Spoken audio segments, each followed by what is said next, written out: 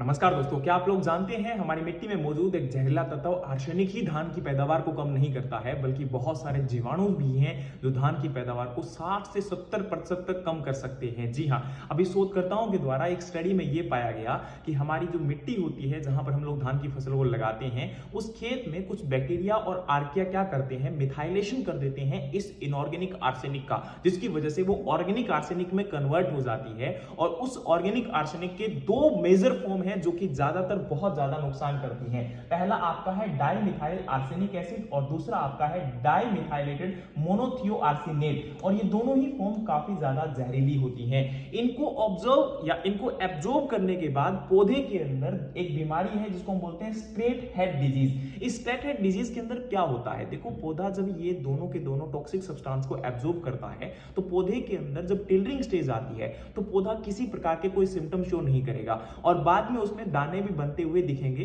लेकिन इसमें जब हम हार्वेस्टिंग करेंगे तो दाने नहीं बने हुए होंगे। और एक बात और समझ में आनी चाहिए कि दाने या तो बहुत छोटे बनेंगे या फिर दाने बिल्कुल भी नहीं बनेंगे, जिसकी वजह से 60 से 70% तक उत्पादन कम हो सकता है, जो कि किसान के लिए एक बड़ा झटका हो सकता है। अब ये स्टडी जो है वो चाइना में की गई थी एक यूनिवर्सिटी के अंदर, लेकिन ये ग्लोबल लेवल पर पाया जा रहा है कि इसकी वजह से नुकसान काफी ज्यादा हो रहा है या हो भी सकता है, यानी कि आने वाले समय के लिए एक बड़ा हमारे लिए मेजर आउटब्रेक हो सकता है। वैसे भी भारत के अंदर अगर हम धान की बात करें तो विश्व में हम दूसरे नंबर पर सबसे ज्यादा धान की खेती करते हैं, और हमारे किसानों को नॉलेज ना होने के कारण या टेक्नोलॉजी उतना इंटरवेंशन ना होने के कारण हमारे किसानों के लिए पहले भी समस्याएं काफी बढ़ चुकी हैं, क्योंकि ऑलरेडी किसानों के सामने अभी रिसेंटली एक ड्वार्फ वायरस था, उसके बाद आपका हल्दी रोग आ गया था। तो ऐसी बीमारियां आने की वजह से किसान का नुकसान काफी ज्यादा होता है। तो हमें पहले से अवेयर रहना पड़ेगा। पहले तो हमें न्यूट्रिएंट बैलेंस को देखना पड़ रहा था, अब तो हमें यहाँ पर आपके माइक्रोबियल बैलेंस को भी देखना पड़ेगा। अच्छा, पैथोलॉजिस्ट का मानना है कि ये कोई डिजीज ना होकर ये क्या है, आपका